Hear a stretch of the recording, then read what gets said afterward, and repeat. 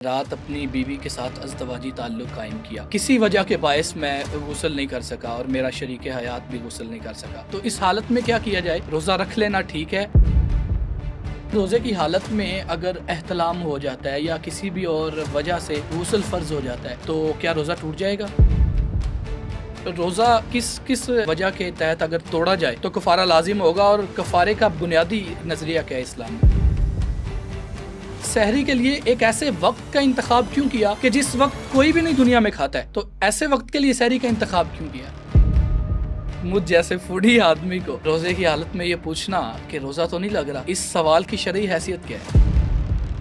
قرآنی آیت کا ایک جزو آپ کے سامنے رکھوں جس کا ترجمہ یہ ہے کہ کھاؤ پیو یہاں تک کہ فجر کا سفید دھاگا رات کے سیاہ دھاگے سے نمایاں ہو جائے، لیکن ہم تو گہرے اندھیرے میں ہی کھانا چھوڑ دیتے ہیں۔ نہیں، اس میں تو پھر یہ مطلب نکلے گا کہ اگر بارشیں ہیں، بادل چھائے ہوئے، تو وہ تو دن کے 12 بجے تک بھی نہ ظاہر ہو، تو پھر کیا کریں؟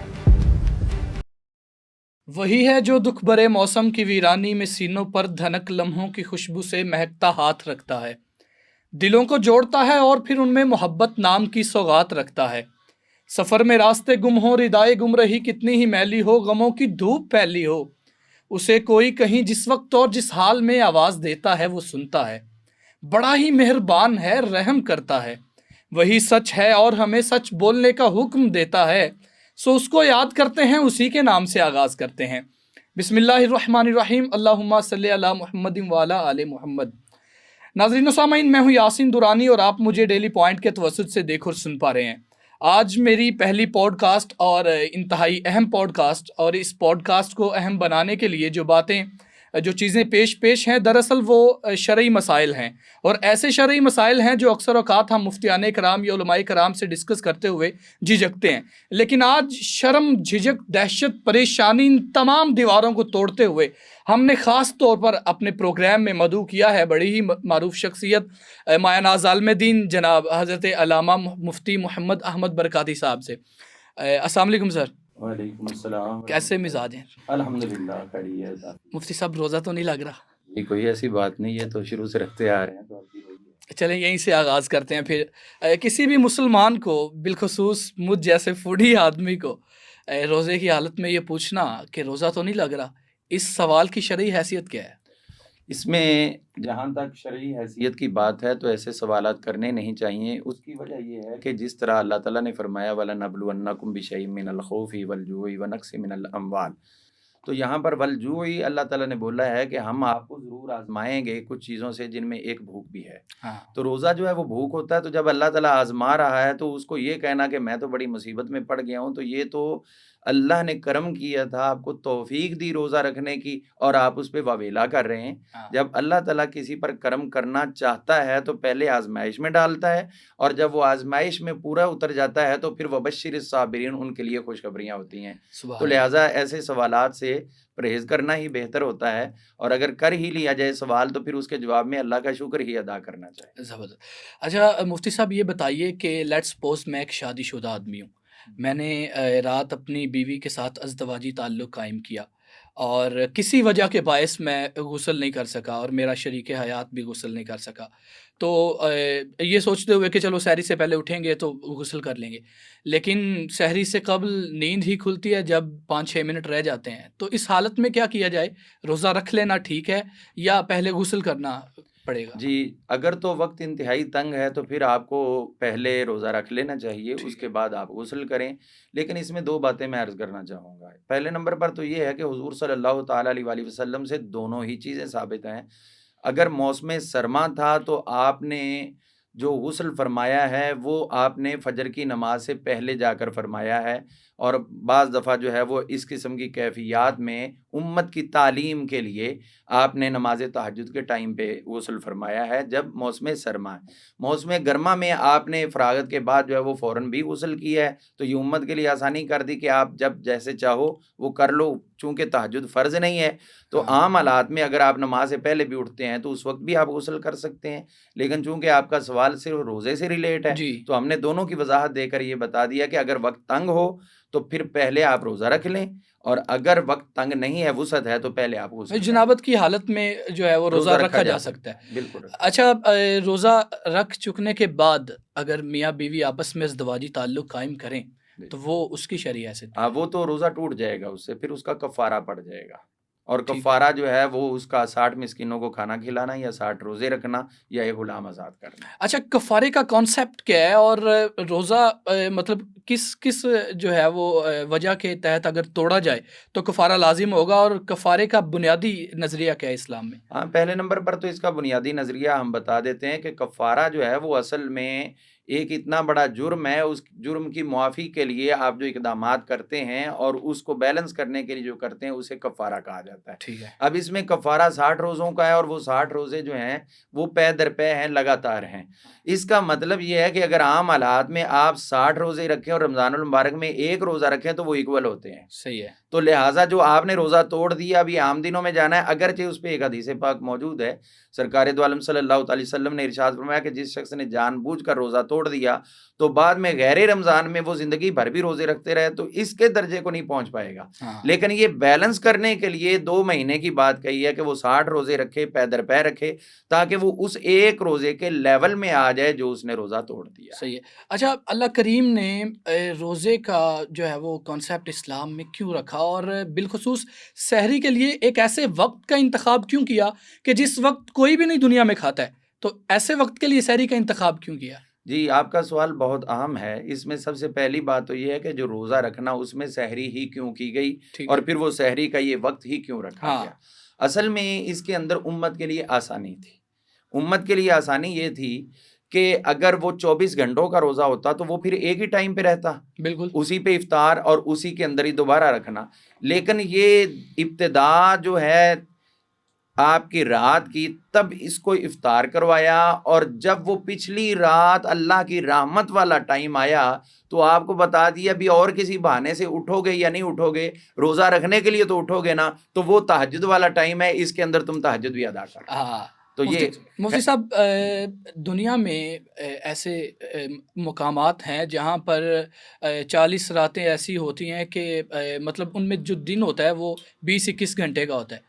تو اگر دن 20-21 گھنٹے کا ہو اور ان دنوں میں، ان ایام میں روزے آ جائیں تو پھر شریعت کا کیا حکم ہے؟ جی اس میں کوئی ایسی مشکل نہیں ہے۔ جب یہ 24 گھنٹوں کا ہوتا تھا، اور جن امتوں پر ہے اب بھی وہ 24 گھنٹے ہی رکھتے ہیں، تو اس کو گلٹی فیل نہیں کرنا چاہیے۔ 24 گھنٹے رکھنا پڑے گا روزہ؟ نہیں، میں بتا رہا ہوں کہ اگر ہو، ابھی میں نے جواب نہیں دیا، میں نے صرف آپ کے سوال پہ سوال کیا ہے بھی اگر ایسا ہو تو بھی کوئی مسئلہ نہیں اہل ایمان کے لیے، وہ پہلے رکھتے رہیں۔ یہ تو بعد کے اندر نرمی آئی نا، پہلے تو 24 گھنٹوں کا تھا مسلمانوں پر بھی، لہٰذا اگر وہ 21-22 گھنٹوں کا ہو تو اہل ایمان کو تو کوئی مسئلہ نہیں۔ لیکن اب سوال آپ کا آ گیا یہ والا کہ آپ جو ہے وہ روزہ رکھ رہے ہیں، تو وہاں پر 21 گھنٹوں کا یا 22 گھنٹوں کا ایک دن بن رہا ہے، تو اس میں آپ روزہ کیسے رکھیں گے؟ اس کے لیے حضور صلی اللہ تعالیٰ علیہ وسلم کی خدمت میں ایک مرتبہ ایک سوال عرض کیا گیا دجال کے بارے میں کہ جب وہ آئے گا تو اس وقت کی کیفیت کیا ہوگی؟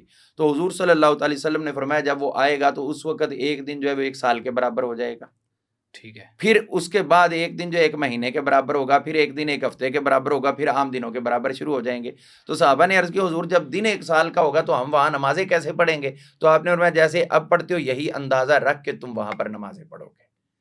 تو یہ اس کے اندر اس کا بھی جواب جو ہے وہ موجود ہے کہ اگر وہ دن اتنا لمبا ہے جو نہیں بن رہا اور بنتا نہیں ہے، یہ تو ابھی آپ نے 21-22 گھنٹوں کا کہہ دیا، وہاں کئی مہینے بھی بعض دفعہ سورج جو ہے وہ نہیں ڈوبتا، تو وہاں پر بھی یہی سچویشن رہے گی۔ اس حدیث پاک سے مدد لے کر وہاں پر اندازے کے ساتھ جو وقت کا تعین ہے روزے کا جتنا عموماً ان کے اطراف میں بنتا ہے اتنا بنا کے آپ وہاں پر روزہ رکھیں گے اور افطار کریں۔ اچھا مفتی صاحب، سائرن کی آواز کے ساتھ روزہ افطار کرنا یا سحری کا جو وقت ہے اس کو ختم کرنا، یہ کیسا ہے؟ اور یہ جو وقت میں جدت ہے، کیونکہ رسول اللہ کریم کے دور میں تو ایسا کوئی سائرن کا سلسلہ نہیں تھا، یا اگر تھا تو اس کی بھی وضاحت فرما دیں۔ جی اس وقت تو سائرن نہیں تھا، البتہ یہ چیز تھی کہ حضور صلی اللہ تعالیٰ علیہ وسلم ماہ رمضان میں 2 اذانیں کروا دیتے تھے۔ ٹھیک ہے، پہلی اذان جو ہوتی تھی اس کے لیے حضرت سیدنا بلال حبشی رضی اللہ عنہ کی ڈیوٹی تھی، اور دوسری اذان کے لیے حضرت سیدنا عبداللہ بن ام مکتوم رضی اللہ عنہ۔ چونکہ ڈیلی حضرت بلال حبشی اذان دیتے تھے تو لوگوں کو پتا تھا کہ وہ فجر کی اذان پڑھتے ہیں، تو آپ نے وہاں پر وضاحت کر دی کہ جب بلال اذان پڑھ رہا ہو اس سے پہلے کو کھا رہا ہے تو وہ کھاتا رہے، لیکن لوگوں نے اس کو بنا لیا فجر کی اذان۔ ٹھیک ہے، تو آپ نے جو فجر کی اذان کے لیے عبداللہ بن ام مکتوم کو لگا دیا تاکہ لوگوں کو یہ ذہن میں رہے کہ یہ عبداللہ بن ام مکتوم جو اذان دے رہے ہیں یہ فجر کی دے رہے ہیں۔ اور جو حضرت بلال دے رہے تھے وہ کون سی اذان تھی؟ وہ اذان لوگوں کو سوئے ہوئے کو جگانے کے لیے جس کو آپ سائرن بول رہے ہیں۔ ٹھیک ہے، اسلام میں 2 اذانوں کا بھی پھر اس کا مطلب ہے کانسیپٹ ہے؟ ہاں، یہ اس صورت میں نہیں، 2 اذانوں کا تو اس کے علاوہ بھی موجود ہے. آپ بچے کے کان میں پڑھتے ہیں، آپ خدا نخواستہ کہیں آگ لگ گئی ہے تو آپ وہاں بھی اذان پڑھ سکتے ہیں. آپ کی کوئی مدد کرنے والا نہیں ہے، آپ وہاں بھی اذان 7 مواقع جہاں پر آپ اذان پڑھ سکتے ہیں. وہ جو اذان کا وقت تھا، حضرت جو دوسری اذان ہوتی تھی مطلب فجر کی، وہ سحری کا آخری وقت تھا؟ نہیں، اس سے پہلے پہلے سحری ختم ہو جاتی اس سے پہلے اور تو وہ اذان جو ہوتی تھی وہ فجر کے وقت میں ہوتی تھی. فجر کے وقت میں ہوتی تھی. اگر مفتی صاحب میں ایک قرآنی آیت کا ایک جزو آپ کے سامنے رکھوں جس کا ترجمہ یہ ہے کہ کھاؤ پیو یہاں تک کہ فجر کا سفید دھاگا رات کے سیاہ دھاگے سے نمایاں ہو جائے، لیکن ہم تو گہرے اندھیرے میں ہی کھانا چھوڑ دیتے ہیں. نہیں، اس میں تو پھر یہ مطلب نکلے گا کہ اگر بارشیں ہیں، بادل چھائے ہوئے، تو وہ تو دن کے 12 بجے تک بھی نہ ظاہر ہو تو پھر کیا کریں گے؟ یعنی اس آیت کا یہ مطلب نہیں ہے. ٹھیک ہے، تو اس آیت کا کیا مطلب ہے اس اور آیت روزے کا مطلب کی ہے، سحری کا پرفیکٹ ٹائم کیا ہے ہاں اور جی اس کا لاجک کیا ہے؟ جی، اس کے اندر جو سحری کا ٹائم ہے صحیح ہے. اس میں تو ایک بات میں کر چکا کہ آپ کو تہجد کے لیے بھی پابند کرنا چاہتا ہے اللہ تعالیٰ کہ ہاں آپ تہجد کی طرف توجہ کرو، اس لیے اس ٹائم کو سحری کا بنایا گیا. ٹھیک ہے. جہاں تک یہ بات ہے کہ آپ سحری کا یہ ٹائم لے کر جو دن کا دھاگا روشن ہونا، ہاں اس میں اگر جو موسمیات والے ہیں وہ زیادہ ڈیپلی جانتے ہیں کہ جب ایک دفعہ آپ دیکھیں گے شفق کی طرف جہاں پر ابتدا ہوتی ہے دن کی، ایک دفعہ ہلکی سی سفیدی ہوتی ہے. جو مسلسل دیکھتے ہیں یا عادت بنائی ہوتی ہے ان کو یہ پتا ہوتا ہے، وہ سفیدی ہو کر پھر اس کے بعد جو ہے نا وہ تاریکی دوبارہ ہو جاتی ہے. ٹھیک ہے. تو یہ ٹائم ہے آپ کا سحری کا. اور جو آپ آیت میں موجود ہے نا کہ جو حتیٰ یتبین لکم الخیط الابیض من الخیط الاسود من الفجر، وہ اس کو بالکل. مراد لیا گیا ہے. اس سے یہ مراد نہیں کہ دن چڑھ جائے، ٹھیک ہے. دن چڑھنا مراد نہیں ہے. صحیح ہے. تو رسول اللہ کے دور میں مطلب ایسی کوئی محکمہ موسمیات تو اس جو ہے وہ حد تک نہیں تھا، تو وہ کس طرح اندازہ لگاتے تھے اگر مطلب اندھیرا ہی چھایا رہتا تھا طوفان وغیرہ یا جو آپ نے ذکر جی جی کیا، تو پھر وقت کا تعین کیسے؟ ہاں جی، اس کے اندر جو ہے نا وہ اصل میں اس وقت ساعتیں مقرر ہوتی تھیں. آپ اگر عملیات کی طرف جائیں تو آپ کو پتہ چلے گا کہ یہ فلاں ساعت میں یہ کام کرنا ہے، فلاں ساعت میں. گھڑی تو بعد میں آئی لیکن یہ ساعتیں پہلے چلتی تھیں. ٹھیک ہے. اول دوم سوم یہ ساعت تعین کیا گیا تھا. مفتی صاحب عام آدمی کے لیے بتائیے، ایک میں بالکل عام آدمی ہوں، مجھے سمجھنے کے لیے کوئی ایسا مطلب جملہ آپ استعمال کریں کہ میری جو ہے وہ عقل میں یہ چیز داخل ہو جائے کہ بھائی یہ جو یہ گتھی ہے اس کو سلجھائیں. اس میں آپ کو مشکل اس لیے آ رہی ہے کہ ہم لوگ ہیں یہ لائٹنگ کے دور کے، ہم لوگ ہیں موبائل اور ٹائمنگ کے دور کے. ٹھیک ہے. اگر ہم اس دور میں نہیں ہوتے تو اس سے پہلے جو انہوں نے معاملات طے کیے ہوئے تھے، جس طرح حضور صلی اللہ علیہ وسلم نماز تہجد کا ٹائم خود قرآن پاک نے بیان کر دیا اور لوگوں کو کبھی بھی یہ مسئلہ نہیں ہوا تھا کہ تہجد کا ٹائم ہے کہ نہیں. صحیح ہے. آپ کہیں بھی یہ نہیں پڑھیں گے کہ وہ تہجد فجر کے ٹائم میں پڑھ رہے تھے. وہ لوگوں کی ٹائمنگ اس طرح کی خود بخود سیٹ ہو جاتی تھی. آپ کو بھی ابھی چھوڑ دیا جائے کسی بھی ایسی جگہ پر، آپ وہاں پر یہ جس میں انسانی سروائیو کرنے کی صلاحیت رکھتا ہے، آپ کو گرم ترین علاقے میں چھوڑ دیں، آپ وہاں بھی برداشت کرنا شروع کر دیں گے، اگرچہ یہاں تھوڑی سی گرمی میں اے سی چلانا پڑ جاتا ہے. بالکل. اور آپ بالکل ٹھنڈے علاقے میں چلے جائیں جہاں جسم جمنا شروع ہو جاتے ہیں، آپ وہاں بھی سروائیو کر جائیں گے. لوگ جو ہے وہاں پر جو برفانی علاقوں میں رہ رہے ہیں، زندگی گزار رہے ہیں. تو اس وقت جو ایسا ماحول تھا، تو ہم آج کے ماحول میں دیکھ کر نہ سوچیں، اس ماحول کو دیکھ کر سوچیں تو ہر سوال کا جواب خود بخود مل جاتا ہے کہ ان لوگوں کو جب یہی کبھی مسئلہ نہیں ہوا کہ یہ فجر کا ٹائم ہے یا تہجد کا، تو پھر اس کے اندر سحری تو آ گئی، ان کے لیے تو مسئلہ ہی نہیں تھا. ہاں بالکل ٹھیک ہے. اچھا مفتی صاحب، البقرہ آیت نمبر 187 کا ایک جزو ہے جس میں اللہ کریم ارشاد فرماتے ہیں کہ حلال کر دیا گیا ہے تمہارے لیے روزوں کی راتوں میں بے حجاب ہونا اپنی بیویوں سے، وہ پوشاک ہیں تمہارے لیے اور تم پوشاک ہو ان کے لیے. اللہ کے علم میں ہے کہ تم اپنے آپ کے ساتھ خیانت کر رہے تھے اور تمہیں معاف کر دیا، تو اب تم ان کے ساتھ تعلق زن و شو قائم کرو اور تلاش کرو جو اللہ کریم نے تمہارے لیے لکھ دیا ہے. تو کیا خیانت کر رہے تھے ہم سے پہلے والے مسلمان اپنے ساتھ جس باعث بیویاں حرام تھیں ان کے نہیں، لیے؟ اس کے اندر یہ خیانت کا اللہ تعالیٰ خالق کائنات ہے، اس کو حق حاصل ہے کہ وہ جس طرح کے جو مرضی الفاظ مخلوق کے لیے استعمال فرمائے. ٹھیک ہے. لیکن ہم جن لوگوں کے بارے میں کہہ رہے ہیں ہم سے تو وہ بہت فائق ہیں، تو ہم یہ قرآن پاک کی آیت تو بالکل پڑھتے ہیں، لیکن اس کا ترجمہ اپنی زبان میں کرتے ہوئے ہمیں احتیاط کرنا پڑے گی. خیانت سے وہ مراد نہیں ہے کہ نعوذ باللہ وہ ایسا گناہ کرتے تھے یا اس قسم کا. تو پھر بیویاں کیوں حرام تھیں؟ وہ نہیں، وہ تو روزے کی حالت میں اب بھی حرام ہے. ٹھیک ہے. وہ تو دن میں اب بھی حرام ہے. نہیں وہ تو روزے مطلب روزہ نہیں بھی ہے, افطار ہاں کے بعد بھی تو وہ بیویاں حرام تھی ان کے لیے رات میں بھی. ہاں وہ تھی نا حرام. جی لیکن اس وقت چونکہ صدر اسلام تھا, ابتدائی اسلام تھا, ٹھیک ہے. اسلام کے احکامات درجہ بدرجہ آہستہ آہستہ آئے. جس طرح وہ شراب کا سلسلہ رہا, جس طرح نماز کا اپنا سلسلہ رہا. اللہ کے علم میں ہے کہ تم اپنے آپ کے ساتھ خیانت کر رہے تھے اور تمہیں معاف کر دیا گیا. معافی تو کسی جو ہے علم وہ اللہ انکم تختانون انفسکم, یہ الفاظ معافی تو موجود مفتی ہیں. صاحب کسی مطلب کوئی سزا کی جائے تو اس سے جو ہے وہ مانگی جاتی ہے یا ملتی ہے, تو ایسا کیا تھا یہ میں جی پوچھنا وہ یہی تھے کہ مقاربت کرتے تھے, کر لی انہوں نے. کیا فرسٹ آف آل میاں بیوی کے مراسم, ٹھیک ہے. چونکہ اس سے پہلے ایسا تھا نہیں نا, ہاں تو ان کو پہلی دفعہ اس لائن میں لایا گیا, لوگوں کو جو بھی اس وقت موجود تھے کہ آپ روزہ رکھو, یہ مقاربت وغیرہ نہیں کرنی. ٹھیک ہے. تو عرب کا ماحول ہو, گرم ماحول ہو, کھجوروں کے کھانے کی کثرت ہو اور جسم مضبوط ہو, شہد استعمال ہو, زیتون استعمال ہو, تو آپ مجھے کر کے بتا دیں بھی کیسے بچیں گے. یہ ایک ماحول ہے نا ایسا. جی تو اللہ تعالیٰ اگر اس کو اتنا بڑا جرم شمار کرتا تو معافی نہ کرتا, بلکہ ان کو کفارہ کہتا بھی وہ ادا کرو. صحیح. لیکن وہ کفارہ نہیں کہا, اس لیے کہ بھائی اللہ جانتا ہے ان کو کہ بھی ان کو ہم مولڈ کر رہے ہیں, آہستہ آہستہ ادھر لا رہے ہیں, تو لہٰذا ان کو یہ احساس بھی ہو جائے بھی ہم نے نیکسٹ ٹائم نہیں کرنا. یہ احساس دلانے کے لیے یہ جملہ بولا ہے کہ نیکسٹ ٹائم ہم اس چیز سے بچیں گے اور آئندہ جو ہے وہ ہم ان چیزوں کے پاس نہ پھٹکیں, تاکہ ہمیں وہ یہ رہے کہ بھی بار بار شاید معافی نہ ہو. اور وہ کفارہ کہہ کر بتا دیا بھی, پھر اس کے بعد یہ بھی ہو سکتا ہے. زبردست ہے. اور اس میں یہ بھی ہمیں فائدہ ہے, اگر وہ ایسا نہ کرتے ہاں اور نہ معافی ہوتی تو آج تو دنیا بندی پڑی ہوتی, تو پورا مہینہ لوگ کیا کرتے. ہاں ایشیا کے لوگ تو کسی حد تک چلو محفوظ رہتے, لیکن عرب ممالک کے لوگ کافی مشکل میں ہوتے. اچھا مفتی صاحب, اللہ کریم نے اسی آیت میں یہ فرمایا کہ پھر رات آنے تک روزے پورے کرو, لیکن ہم تو بوقت مغرب ہی روزہ افطار کر لیتے ہیں, تو رات کا کیا کانسیپٹ؟ مغرب کیا رات میں نہیں ہے؟ مطلب ہم نے تو یہ سنا ہے نا, شام 5 بجے, شام 6 بجے, شام 7 بجے, شام رات 8 بجے, رات 9 بجے, رات. شام کا لفظ ہم اپنی زبان میں بول رہے ہیں, یہ عربی میں تو نہیں بول رہے. اچھا عربی میں رات کا جو معنی ہے وہ نماز مغرب رات میں ہو رہی ہے. ٹھیک ہے. ایک بات. دوسری بات یہ کہ جو اللہ تعالیٰ نے فرمایا اس کا مفہوم لوگ صحیح سمجھ ہی نہیں رہے. یہ اصل میں بنیادی طور پر ایک اختلاف ہے. اس کو بولتے ہیں غایت اور مغیہ. یعنی آپ کو آسانی کے لیے میں یہ بات سمجھا دوں کہ اگر میں یہاں پر بیٹھا ہوں اور میں یہ کہتا ہوں کہ جناب یہ آپ دیوار تک جا سکتے ہیں, یہ جب میں نے تک کا لفظ آپ کو بولا ہے, اس کا یہ مطلب تو نہیں کہ آپ دیوار کے اندر گھس جائیں, دیوار سے پہلے.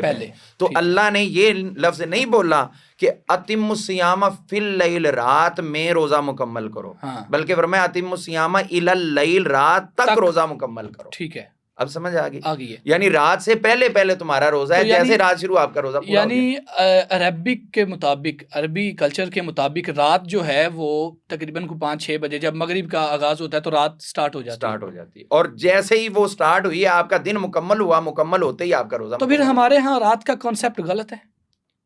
دیکھیں یہ تو علاقہ وائز ٹرمز ہوتی ہیں, ان کا تو اعتبار علاقے میں کیا جاتا ہے. حضور صلی اللہ تعالیٰ علیہ وسلم آپ بذات خود جب کوئی وفد روانہ کرتے یا کسی کو سفیر بنا کر روانہ کرتے, جو نصیحتیں فرماتے تھے ان میں ایک نصیحت یہ ضرور ہوتی تھی کہ وہاں جا کر عرف کا خیال کرنا, یعنی وہاں کی ٹرمز کا خیال کرنا. ٹھیک ہے. اگر کوئی ایسا لفظ جو ہمارے ہاں اچھا نہیں ہے اور وہ اس کو اچھا سمجھتے ہیں تو اس کو بالکل استعمال کر لینا, اور بعض دفعہ ہمارے ہاں اچھا لفظ ہے اور وہاں کے لوگ اس کو اچھا نہ سمجھے تو اس لفظ سے اجتناب کرنا. تو یہ جتنے مفسرین ہیں جنہوں نے تفسیر لکھی ہے, ترجمہ لکھا ہے بالخصوص, اور کسی بھی مکتبہ فکر سے ہوں, تو انہوں نے رات کے علاوہ کوئی متبادل لفظ کیوں نہیں استعمال کیا کہ جس سے امت میں یہ جو اختلاف ہے یہ نہ یہ ہوتا یا حل ہو جاتا. رات تک کا ہی بولنا ہے, رات میں نہیں بولنا. رات تک لفظ تک کو آپ سمجھے نا. اچھا مفتی صاحب, لیلۃ القدر کا آغاز وہ بھی مغرب سے فوراً جیسے مغرب شروع ہوئی تو وہ شروع ہو گیا, یعنی وہ دن ختم ہو گیا. قرآن کریم میں جتنی بھی راتیں ہیں وہ مغرب سے شروع ہو صحیح ہے. اچھا اب یہ بتائیے مفتی صاحب کے روزے کی حالت میں میں نے جانا ہے, اپنے آفس جانا ہے یا میں نے کوئی میٹنگ اٹینڈ کرنی ہے, تو میں برش کر سکتا ہوں؟ جی سادہ برش کر سکتے ہیں, پیسٹ وغیرہ نہ لگائیں چونکہ پیسٹ حلق کے اندر چلی جاتی ہے. اور مسواک کر سکتے ہیں. اچھا مفتی صاحب, ہمارے ہاں اکثر جو بڑھتی نسل ہے ان میں ایک نشہ بڑا عام ہو رہا ہے جو پیٹرول سونگھنے کا نشہ ہے. تو روزے کی حالت میں پیٹرول سونگھنا یا کوئی بھی خوشبو سونگھنا اس حد تک کہ ہم اسے نشے کے طور پر استعمال کریں تو اس سے روزے پر کیا اثر پڑے گا؟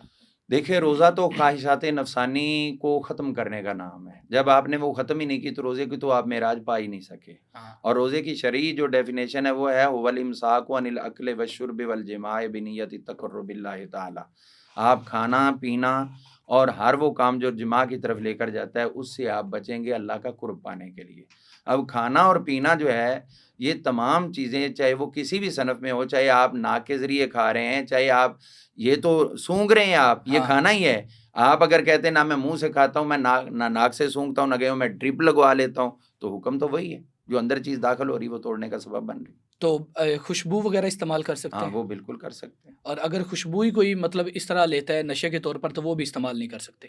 دیکھیں نشہ تو پھر اس کے شریعت تو رہی نہ، سنت تو رہی نہ، وہ تو بالکل. اس کی اپنی ایک پرسنل آ گئی نا خواہش اس کے اندر، تو اسی کو تو قربان کرنا ہے. اچھا مفتی صاحب، روزے کی حالت میں رمضان المبارک میں سوشل میڈیا کا استعمال اور بالخصوص یہ دور کہ جب ہر دوسری ریل ہر دوسری ویڈیو فحاشی سے بھرپور ہوتی ہے، اور بالخصوص آج کل وہ میچ چل رہے ہیں، کرکٹ میچ چل رہے ہیں خواتین کے، تو ان کے حوالے سے بتائیے اور سوشل میڈیا کے استعمال کے حوالے سے بتائیے. دیکھیں روزے کی جو معراج ہے نا اس کو سمجھنے کی ضرورت ہے. اللہ تعالیٰ کو کوئی ضرورت نہیں پڑی تھی، نہ اس کے بجٹ میں کوئی فرق پڑ رہا تھا کہ ہمارا ایک ٹائم کا کھانا بند کرے. ہاں صبح کا بھی ہم کھا رہے ہیں، رات کا بھی کھا رہے ہیں، درمیان میں دوپہر کا ہے نا، تو بہت سے لوگ دوپہر کو ویسے ہی نہیں کھاتے. ہاں تو اللہ کو کیا مسئلہ ہے کہ اس نے ہمیں کہا بھی یہ روزہ رکھو.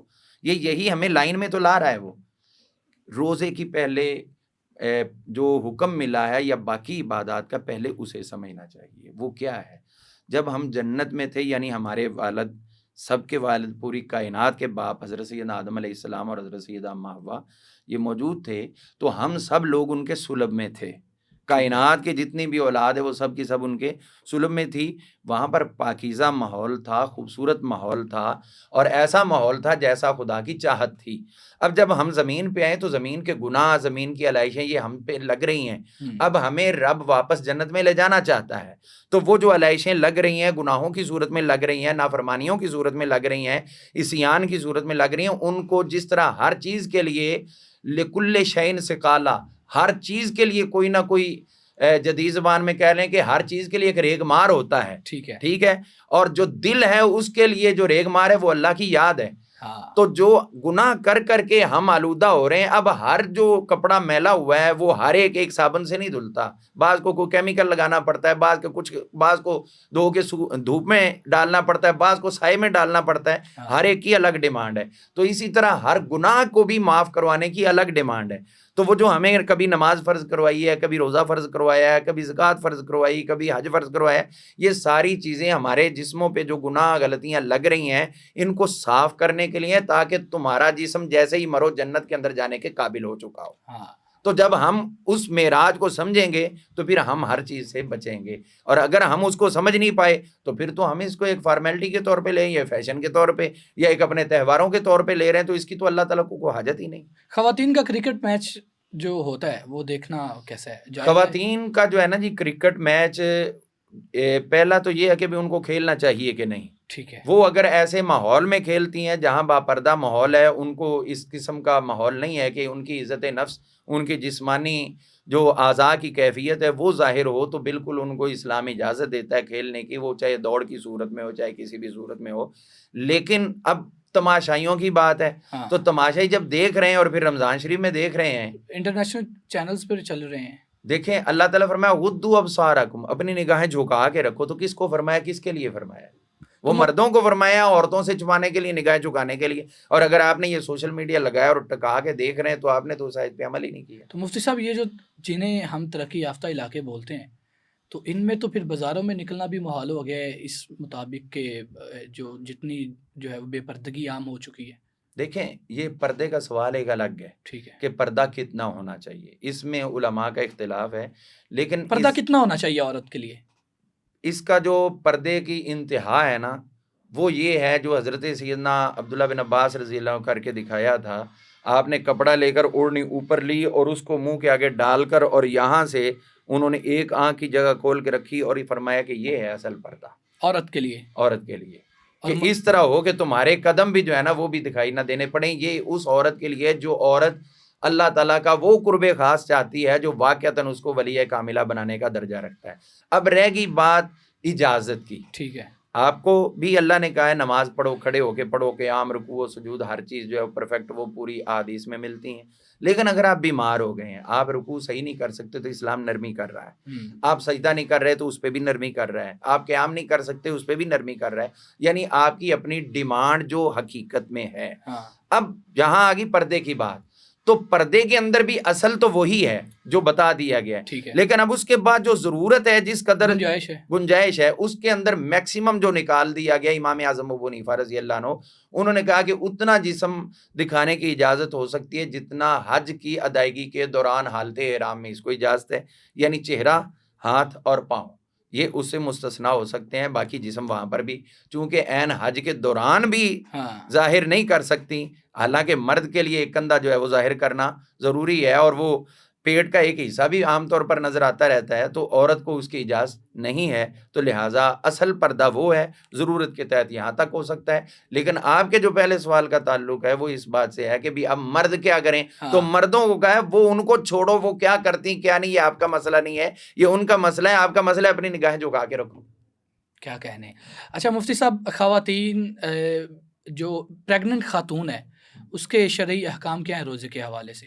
روزے کے حوالے سے اگر اس کی صحت اجازت دیتی تو بالکل وہ روزہ رکھے، اور اگر اس کی صحت نہیں اجازت دے رہی، اب قریب ہے پریگننسی، وضع حمل اس کا ہونے لگا ہے، ڈلیوری کا ٹائم آ گیا ہے، اور وہ ڈاکٹر ریکمینڈ کر رہے ہیں کہ بھی اب آپ کو غذا، اچھی غذا کی ضرورت ہے، کوئی مثال کے طور پر بلڈ کی کمی ہو رہی ہے یا کچھ بھی سلسلہ ہے، تو اس میں وہ پھر روزہ چھوڑ سکتی. بعد میں جب وہ نفاس وغیرہ اس کے گزر جائیں گے تو اس کے بعد وہ پھر اس کی قضا کرے. اور مینسز کے حوالے سے بتائیے کہ ایک عورت کو اگر مینسز آ رہے ہیں تو اس نے روزہ چھوڑ دیا ہے، لیکن اب بوقت ظہر مینسز آنا بند ہو گیا ہے، تو اب باقی جو وقت ہے ظہر سے لے کر افطار تک کا، اس کے لیے کیا حکم ہے؟ روزہ تو اس کا ختم ہو گیا ہے.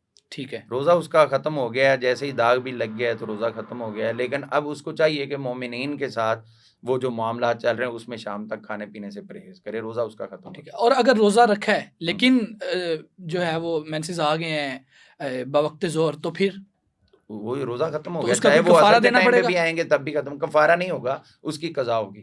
قضا سے مراد ایک روزہ اور کفارے سے مراد وہ 60 روزہ. اچھا مفتی صاحب یہ بتائیے کہ خاتون جو مختلف پلز استعمال کر رہی ہے، آج کل ایسی ادویات آ گئی ہیں کہ جن کے استعمال سے مینسز کو روکا جاتا ہے، اور روک کر اپنے جو ہے وہ روزے پورے کیے جاتے ہیں، اور اس کے بعد پھر اسی جو ہے وہ روٹین پہ آ جاتی ہیں. تو اس مینسز کو روکنا شرعی حیثیت کیا ہے اس عمل کی؟ دیکھیں انتہائی ضرورت کے وقت تو کیا جا سکتا ہے ایسا، لیکن اللہ تعالیٰ نے فرمایا لا تبدیل لخلق اللہ. اللہ تعالیٰ کی جو تخلیق ہے اس کو تبدیل نہ کرو. ٹھیک ہے، اللہ کی تخلیق کو تبدیل نہ کرو. تو جب اللہ تعالیٰ نے ایک سلسلہ جاری کر دیا ہے خواتین کے اندر، تو اس کو بغیر ضرورت کے روکنا جائز نہیں ہے.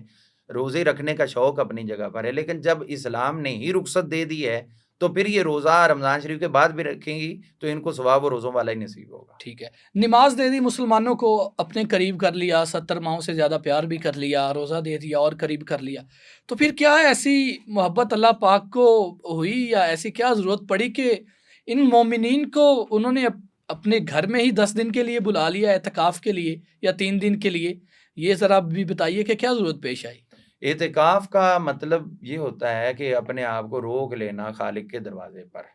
حضرت مسلم خراسانی بیان کرتے ہیں کہ اعتکاف کرنے کا تو مطلب یہ ہے کہ بندہ یہ کہتا ہے کہ ہم کریم کے در پہ آ گئے ہیں، اب یا اللہ تیرے در سے تبھی جائیں گے جب ہمیں یقین ہو جائے گا تو نے ہمارے گناہوں کو معاف کر دیا. سبحان اللہ. اب یہ درجہ بدرجہ لے کے آئے. کس طرح؟ پہلے آپ پہ چیزیں بہت سی حلال تھیں، ان میں حرام کر دیں. لوگ استعمال کرتے تھے شراب وغیرہ، یہ وہ حرام کر دیں. جو خنزیر وغیرہ کا گوشت استعمال کرتے تھے حرام کر دیا. آپ کو ایک دائرے کے اندر لایا جا رہا ہے آہستہ آہستہ. آپ نے پھر اس طرح کیا کہ جو اللہ تعالیٰ نے چیزیں حلال کر دیں وہ اختیار کر لیں، جو حرام کر دی وہ آپ نے چھوڑ دیں. اب روزہ رکھا تو اس کے اندر آپ پہ اور چیزیں جو پہلے حلال تھیں، کھانا پینا یہ وہ بھی حرام کر دیا. اب جب آپ اس منزل سے بھی گزر گئے تو اب آگئی اعتکاف کی حالت. تو اعتکاف میں جو چیزیں دن میں حلال کی ہوئی تھی، کئی رات میں حلال تھیں، اور وہ چیزیں جب حالت اعتکاف میں آئے تو وہ رات والی چیزیں بھی آپ پہ حرام کر دی گئیں. آپ رشتہ ازدواجیت جو آپ نے طے کرنا معاملہ مطلب ہے ازدواجی وظیفہ وغیرہ، تو اس سے بھی آپ کو منع کر دیا گیا. حالانکہ قرآن پاک نے اچھا اب اس میں ایک اور بات پر لطف آ رہی ذہن میں جی کہ آپ یہ دیکھیں کہ اللہ تعالیٰ نے جب ان چیزوں کی اجازت دے دی، ابھی آپ نے سٹارٹ میں وہ آیت کا حوالہ بھی دیا کہ رات کو آپ جی کو مقاربت کی اجازت ہے، اچھا اب اس کو خاص سمجھا گیا، اب یہ سمجھ آ جانی چاہیے کہ جو چیز خاص ہے اس کو خاص رکھیں، جو عام ہے اس کو عام رکھیں، وہ جو خاص چیز ہے اس کو عام پہ آپ نافذ نہیں کر سکتے۔ وہاں کہا گیا بھی رات کو آپ جو ہے وہ آپ فَالْآنَ بَاشِرُوهُنَّ، ان کے ساتھ مباشرت کر لو، ان کے ساتھ مباشرت کر لو۔ تو اب اس کے بعد کیا ہے، اب کوئی کہے لو جی اللہ نے کہہ دیا کر لو تو آپ ہمیں کیوں روک رہے ہیں؟ تو فرمایا نہیں، درجہ بدرجہ آپ کو اپنے حصار میں لایا جا رہا ہے، اور وہ یہ ہے کہ یہ چیزیں آپ پہ رات کو عام حالات میں، پہلے تو دن میں بھی حلال تھی، رمضان آیا تو دن میں حرام کر دیں اور راتوں کو حلال کر دیں، اب اعتکاف میں آئے تو راتوں کو بھی یہ حرام کر دی گئیں۔ مطلب ہے کہ آپ کو اللہ تعالیٰ اس وجود کو لے کے اتنا آگے لانا چاہتا ہے رمضان المبارک کی خیر و برکات دے کر، کہ وہی کہ آپ جب نکلیں رمضان شریف جائے تو یہ رمضان بھی آپ کے لیے شفاعت کے لیے تڑپ رہا اور قرآن پاک بھی آپ کی شفاعت کے لیے وہاں کھڑا ہو جائے۔ معتکف کے لیے جو اعتکاف کرتے ہیں ان کے لیے کیا وعید ہے اسلام میں؟ کیا کیا خوشخبریاں ہیں اور کیا کیا انعامات ہیں؟ ان کے اندر ان کے لیے وعیدے بھی ہیں، جو بلا وجہ بلا مقصد توڑتا ہے اعتکاف کو اور جو اس کو اختیار کرتا ہے اس کے لیے بڑی خوشخبریاں ہیں۔ خوشخبریوں میں یہ چیز سب سے پہلے ہے کہ فرمایا جو اعتکاف کرے گا اس کو 2 حج اور 2 عمرے جو مقبول ہیں ان کا ثواب نصیب ہوگا۔ پھر ہے کہ اس کے اور جہنم کے درمیان اللہ تعالیٰ خندقیں پیدا کر دیتا ہے، وہ جہنم سے اتنا دور ہو جاتا ہے، یہ ان کے لیے اللہ تعالیٰ نے۔ اور سب سے بڑی بات یہ ہے کہ یہ وہ عمل ہے جو حضور صلی اللہ علیہ وآلہ وسلم نے کبھی چھوڑا ہی نہیں، اتنا پسندیدہ اور محبوب عمل ہے، اور یہ مسلمانوں میں ہی نہیں ہے، جیسے روزے پہلوں میں تھے تو یہ پہلوں میں رکھا ہوا تھا، بلکہ وَعَاهِدْنَا إِلَىٰ إِبْرَاهِيمَ وَإِسْمَاعِيلَ وَإِسْحَاقَ أَن طَهِّرَ بَيْتِيَ لِلطَّائِفِينَ آگے وَالْعَاكِفِينَ وَالرُّكَّعِ السُّجُودِ۔ ہم نے حضرت ابراہیم اور اسماعیل علیہ السلام سے وعدہ لیا کہ آپ نے ہمارے گھر کو پاک صاف ستھرا رکھنا ہے، کن کے لیے؟ طواف کرنے والوں کے لیے، والعاکفین اور اعتکاف کرنے والوں کے لیے۔ اب یہاں آپ کے پروگرام کے توسط سے میں میسیج دینا چاہوں گا جو مساجد کی انتظامیہ ہوتی ہے ان کو، کہ بھی آپ اس قدر خوش بخت ہو کہ جو کام کی ذمہ داری اللہ نے حضرت ابراہیم اور اسماعیل علیہ السلام کو دی تھی وہ آپ کو عطا کر دی ہے۔ سبحان اللہ۔ تو اس قدر آپ خوش بخت ہو، تو لہٰذا اعتکاف کرنے والوں کے لیے زیادہ سے زیادہ وسائل فراہم کریں، تنگی ان کے لیے پیدا نہ کریں۔ بعض کہتے ہیں جی اتنے دن اعتکاف بیٹھے ہو تو کچھ دے کے جاؤ، اتنی بجلی خرچ ہوئی ہے، یہ ہوئے، تو بھی آپ کو رکھا کس لیے؟ ٹھیک ہے، آپ اسی مقصد کے لیے تو تھے، آپ نے وہ مقصد پورا کیا تو سبحان اللہ، نہیں کیا تو اس پہ سوچو بچار کریں کہ اتنے بڑے انبیاء کی سنت ایسے معمولی کاموں سے پوری نہیں ہوتی۔ مفتی صاحب ہمارے ہاں عموماً اعتکاف میں کی جانے والی 2-4 غلطیاں آپ جو ہمارے معاشرے میں رائج ہیں جو نہیں کرنی چاہیے وہ ذرا ہائی لائٹ کر دیں۔ اعتکاف کے حوالے سے اعتکاف کے حوالے سے غلطیاں بہت ساری ہیں جو عام طور پر ہو جاتی ہیں۔ کون سی؟ ان میں پہلے نمبر پر تو یہ ہے کہ لوگ جمع ہو کر آپس میں گپ شپ شروع کر دیتے ہیں، ٹھیک ہے، اور ادھر بیٹھا ہوا وہ فون کر رہا ہے، اس کو بھی فون آ رہا ہے، سنا کیسا گزر رہا ہے، وہ آگے سے باتیں شروع کر رہا ہے، وہ پھر پوچھ رہا ہے فلاں کا کیا بنا، فلاں کے پیپر ہونے والے تھے، فلاں کا یہ ہونا، وہ فلاں کی دکان کیسی، یار اس کا تو بڑا نقصان۔ یہ چیزیں دور اگر یہی کرنی تھی تو باہر بیٹھے رہتے، ادھر اندر آنے کی کیا حاجت تھی؟ جب ادھر آئے ہو تو صرف اس لیے آئے ہو کہ آپ اللہ کی یاد میں محو ہونا چاہتے ہو، مصروف ہونا چاہتے ہو، تو لہٰذا آپ کرو جو اسلام کی ڈیمانڈ، جو خود اعتکاف کے خالق کی ڈیمانڈ ہے، اور وہ یہ ہے کہ آپ کا تعلق مضبوط سے مضبوط ہونا ہے۔ تو یہ ایک سب سے بڑی غلطی۔ دوسری آج کل غلطی یہ سوشل میڈیا کا استعمال شروع کیا ہوا ہے، وہ آپ جو حضور صلی اللہ علیہ وسلم نے فرمایا کہ مشتبہات سے بھی بچو۔ حضور وہ کیسے؟ فرمایا ہر بادشاہ کے لیے ایک چراگاہ ہوتی ہے، اس کا ایک مخصوص ایریا، نو گو ایریا ہوتا ہے۔ اگر کوئی اس چراگاہ کے قریب چرواہا لے کر چلا جائے بکریاں اور کہے میں ادھر ادھر چراؤں گا اور وہ بچا کے رکھوں گا میں اس کو، تو فرمایا قریب ہے کہ وہ بکریاں اس چراگاہ کے اندر داخل ہو جائیں جو بادشاہ نے نو گو ایریا بنایا۔ تو فرمایا یہی مثال تم لوگوں کی ہے کہ جن گناہوں سے روکا گیا ان کے قریب بھی نہ پھٹکو۔ اگر کہو گے کہ اتنا اتنا ہم کر لیں گے تو پھر قریب ہے کہ آپ اس کے اندر پھٹک جاؤ۔ تو سوشل میڈیا دیکھتے آپ کہو گے میں تقریریں سن رہا ہوں، میں وہاں پر جناب کتابیں پڑھ رہا ہوں، میں فلاں کر رہا ہوں، تو قریب ہے کہ اس کے بعد جو سکرول کرتے ہوئے نیچے جو اور بھی کچھ آ رہی ہیں آپ وہ بھی دیکھو گے، تو پھر اس دیکھنے کا کیا فائدہ جو آپ کی آنکھوں نے ادھر بیٹھے گناہ شروع کر دیا۔ اگر انسان کی آنکھ کے آگے ایسا کوئی فحش مواد آ جائے تو کیا مطلب اس کے لیے حکم ہے کہ فوراً سے نکل جائے، تو جتنی نظر پڑی اس کا گناہ ہوگا؟ دیکھیں اس میں خاص طور پر اعتکاف کا چونکہ سوال ہے تو اعتکاف کے حوالے سے کہہ دیں، یہ ادھر 10 دنوں میں یہ سکرولنگ کر کے مفتی بن جائیں گے؟ نہیں تو آپ جس مسجد میں بیٹھے ہو وہاں کا امام بھی تو ہے، ہاں آپ نے جو مسائل پوچھنے ہیں ادھر جو بتا رہے ہیں وہ آپ ان سے پوچھ لیں۔ ٹھیک ہے اور دوسری بات یہ کہ اگر آپ کو پڑھنے کا شوق ہے تو انہیں امام صاحب سے کہیں یا کچھ تھوڑے بہت پیسے خرچ کریں، آپ کو کتابیں لے آئیں، وہ ادھر بیٹھ کے آرام سے پڑھیں، کچھ بھی نہیں، آپ پڑھیں ڈائریکٹ اللہ کی کتاب قرآن پاک پڑھیں، ترجمے کے ساتھ پڑھ لیں۔ اور اگر یہ بھی نہیں ہے تو آپ چھوڑیں ان چیزوں کو، آپ سیدھی سیدھی یہ بات پکڑیں کہ اپنا حساب کریں کہ آپ نے کتنی نمازیں چھوڑی ہیں، اندازہ کریں اس کا، اور جتنی چھوڑی ان کی قضا شروع کر دیں، تو رمضان شریف ختم ہوتے ہوتے آپ کی تمام نمازوں کی قضا ہو جائے، تو اس سے بڑھ کے اور انعام آپ کو کیا چاہیے۔ اچھا مفتی صاحب، یہاں میں ایک اور سوال ایڈ کروں کہ ایک شخص اس دنیا سے جا چکا ہے اور اس کی جتنی نمازیں اس نے چھوڑی ہوئی تھی، مطلب نہیں پڑھی تھی، تو ان کا پیچھے سے کوئی کفارہ ادا کیا جا سکتا ہے اہل و عیال کی طرف سے یا کسی بھی شخص کی طرف سے، کہ اس کو وہ جو چھوڑی ہوئی نمازیں ہیں اس میں تھوڑی رعایت مل جائے اللہ کی طرف سے؟ یہ جو نمازیں بیماری کی ایام میں چھوٹی ہیں ان کا اگر وہ کفارہ ادا کرنے کی وصیت کرتا ہے تو وہ بالکل اس کا کفارہ ادا کر دیا جائے گا، ٹھیک ہے، اور کیا جانا چاہیے، کیونکہ وہ وصیت کے اندر آگے، اور کفارہ جو ہے وہ ایک مسکین کا صبح و شام کا کھانا ہے، وہ ایک نماز کا کفارہ ہے۔ ٹھیک ہے، اب جو اس سے پہلے عام زندگی میں وہ چھوڑتا رہا ہے تو اس کی قضائیں ہی وہ ادا کرے گا، جی کیونکہ نبی کریم صلی اللہ تعالی علیہ وسلم غزوہ خندق کے موقع پر آپ دشمن کے سامنے تھے، اور دشمن آپ کے تو اتنا زیادہ وہاں پر ہارڈ قسم کا ماحول بن چکا تھا کہ حضور صلی اللہ علیہ وسلم اور آپ کے صحابہ وہاں محاذ سے ہٹ نہیں سکتے تھے، تو اس وجہ سے آپ کی 3 نمازیں قضا ہو گئیں، ظہر، عصر اور مغرب، اور عشاء آپ نے لیٹ پڑھی، تو ان تینوں کی آپ نے باجماعت قضا ادا کی ہے۔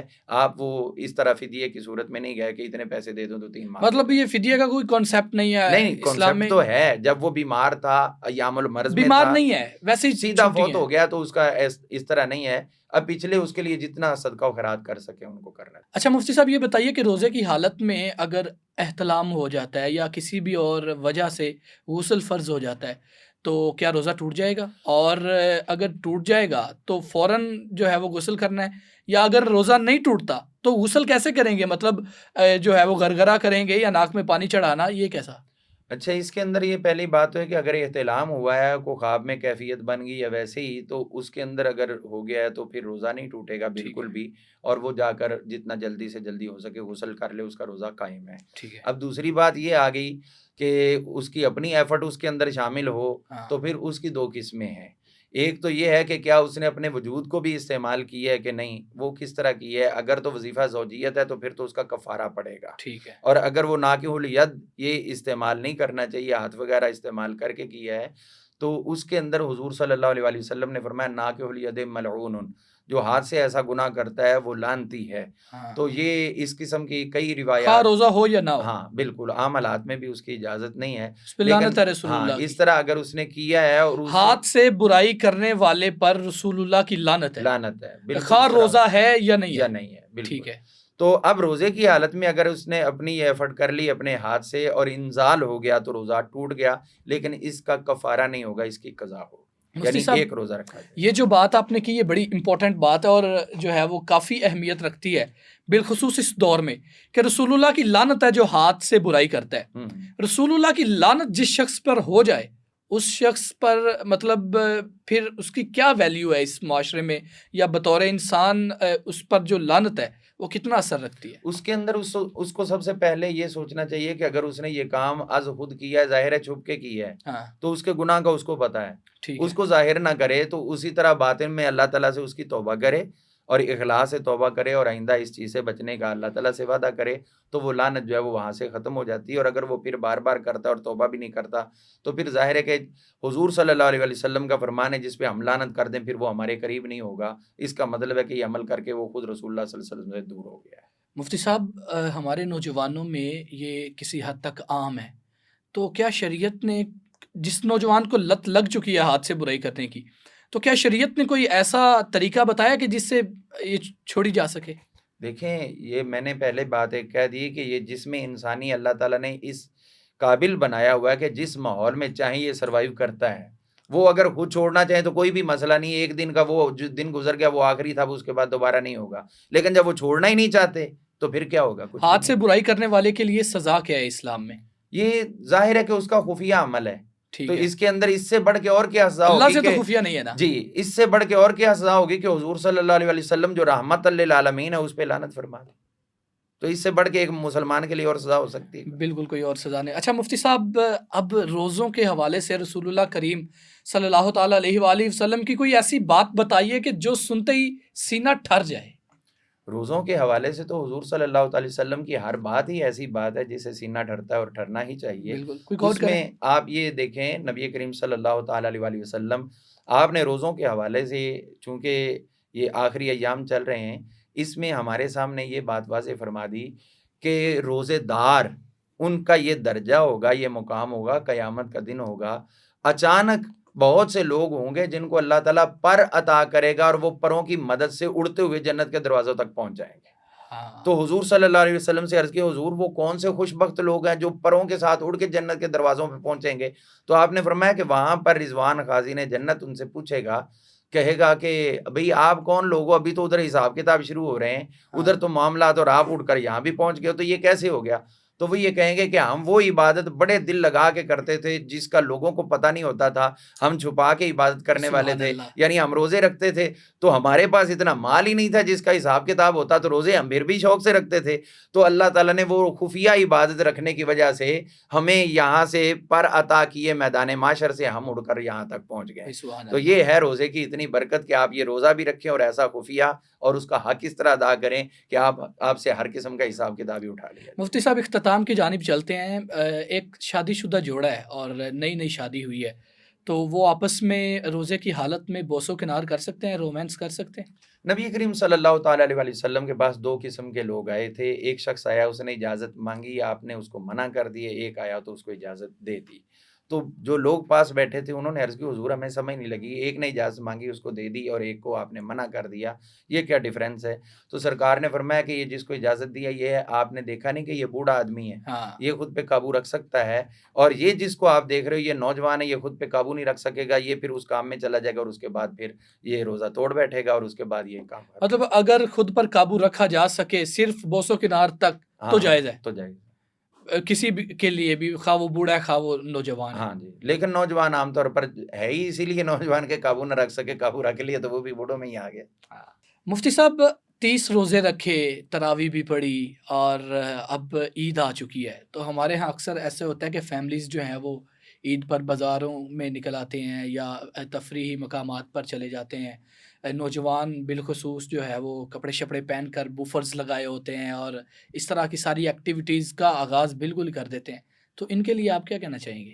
ان کے لیے یہ کہنا چاہیں گے کہ عید کا معنی ہے خوشی، اور ہوں. خوشی کے لیے بھی اسلام نے کچھ حدود دی ہوئی ہیں، ان حدود کے اندر رہیں اور جس طرح ہو سکے آپ خوشی منائیں. اور خاص طور پر جو رمضان المبارک گزار لیتا ہے پورے ادب و احترام سے اور اس کے تقاضے پورے کرتے ہوئے روزے رکھ کے، اس کا حق ہے کہ وہ خوشی منائے. لیکن اسلام کی خوشی ایسی نہیں جو شیطان کو خوش کرے، ہاں، مسلمان کی خوشی وہ ہے جو رحمان کو خوش کرے. ہاں، اور اس کے لیے تو اللہ تعالیٰ زمین پہ اپنے فرشتے بھیجتا ہے کہ آج عید الفطر کا دن ہے، جاؤ میرے بندوں کے ساتھ جا کر ملاقات کرو، ان کے ساتھ گھل مل جاؤ، اور یہ آج خوش ہیں، آج تم ان کی خوشیوں کے اندر شامل ہو جاؤ. لیکن اگر ہم وہاں پر شیطان کو خوش کرنے والے کام کرتے ہیں، ہم نے دو کام کر دی، ایک تو فرشتوں کو بھگا دیا اور دوسرے نمبر پر شیطان کو بچھڑے ہوئے تھے تو پورے مہینے بعد اس کو گلے سے لگا لیا. اس نے بھی، وہ پھر چہرے پہ ہاتھ پھیرتا کہتا آؤ ذرا ہم لے کے تمہیں اسی جگہ پہ چلتے ہیں جہاں سے ہم نے چھوڑا تھا. تو پھر اس کا مطلب ہے کہ ہم نے روزوں کا مقصد فوت کر دیا. مفتی صاحب گرل فرینڈ سے گفتگو کرنا روزے کی حالت میں کال پر یا بالمشفافے، یہ کیسا؟ یہ لفظ جو ہے نا، یہ گرل فرینڈ، یہ انتہائی بے حیائی کا لفظ پروموٹ کیا گیا مسلمانوں میں. اسلام میں اس کا کوئی کانسیپٹ ہی نہیں ہے. زیادہ سے زیادہ یہ ہے کہ آپ کی اگر باقاعدہ وہاں پر خطبۃ النکاح جس کو عربی میں کہتے ہیں، نکاح کا پیغام جا چکا ہے، وہ قبول ہے، یا جدید اس کو منگنی کہہ لیں، ٹھیک ہے. تو اس کے بعد صرف پیار و محبت کی دور تک گفتگو یا فیوچر پلان ہلکی پھلکی بات کرنے کی نکاح اس سے کو پہلے. اجازت ہے نکاح سے پہلے. ٹھیک ہے. لیکن یہ کس کے ساتھ ہے؟ جس کے ساتھ آپ نے نکاح کنفرم کر لیا ہوا ہے، ورنہ اس کے بغیر آپ کو بات کرنے کی اجازت نہیں. مرد عورت کی دوستی کا بھی کوئی کانسیپٹ نہیں ہے اسلام نہیں میں. ہے ہی نہیں. مرد مرد سے کرے، مرد کیا ختم ہو گیا، ان سے دوستی نہیں کر سکتا، عورتوں سے شروع ہو گئے، اور عورتیں جو اپنی خواتین سے کریں دوستی تو وہ اس طرح جن سے مخالف سے دوستی وہ کبھی بھی اچھی نہیں ہو سکتی۔ مفتی صاحب ایک شخص ہے اور وہ کہتا ہے کہ میں اپنی گرل فرینڈ سے گفتگو کرتا تھا اور اسی نے مجھے رغبت دلوائی نماز کے لیے، تو میں نے نمازیں شروع کر دی، تو اب اس کا بھی پراپر ثواب ملے گا؟ دیکھیں بات تو یہ ہے کہ اس کو نہ قرآن رغبت دے سکا نہ حدیث رغبت دے سکی ہے، گرل فرینڈ تو خدا نازا کل کو اس کو وہ کفر کی طرف لے جائے گی تو ادھر جانا شروع ہو جائے گا۔ آپ کو اگر ذریعہ بن گیا اسلام کی طرف آنے کا، تو وہ اس نے کہا تھا نا کہ بھی تو میرے پیچھے کیوں آ رہا ہے، اس نے کہا کہ تو بہت پیاری لگتی ہے، اس نے کہا پیچھے دیکھ میری بہن آ رہی وہ مجھ سے خوبصورت، انہیں دیکھا تو انہیں تھپڑ مارا، انہیں پہلے بھی جھوٹ بول رہا تھا۔ اب میرا ہوتا تو پیچھے نہ دیکھتا۔ تو اب یہ بات ہے کہ بھی اگر وہ گرل فرینڈ کا تو اسلام میں تصور ہی نہیں ہے، لیکن کوئی بھی خاتون آپ کو نصیحت کر سکتی، وہ آپ کی بہن بھی ہو سکتی، ماں بھی ہو سکتی ہے، محلے کی بھی کوئی عورت ہو سکتی ہے، اس کو نصیحت کے طور پر لیں، ساتھ میں یہ لفظ نہ جوڑے کہ گرل فرینڈ نے مجھے کہا ہے، وہ آپ کی اگر خیر خواہ ہے تو وہ دین آپ کے لیے صرف اور صرف بہن کا ایک اسلام کا روپ ہے، آپ اس پہ قبول کریں۔ اس کے بعد اگر اس کے ساتھ شادی ہوتی تو پھر آپ کا وہ رشتہ اسلام نے بدل دیا، وہ آپ میاں بیوی ہو گئے۔ تو اس سے پہلے تو انما المؤمنون اخوہ، سب مومن آپس میں مرد اور عورت بہن بھائی ہیں۔ ٹھیک ہے مفتی صاحب، آپ کے وقت کا بہت زیادہ شکریہ، آپ سے گفتگو کر کے بہت اچھا لگا۔ لے جی ناظرین و سامعین، اسی کے ساتھ ہمیں اجازت دیجیے، انشاءاللہ ملاقات ہوتی ہے ایک اور نئی پوڈ کاسٹ میں، تب تک کے لیے اللہ حافظ و ناصر۔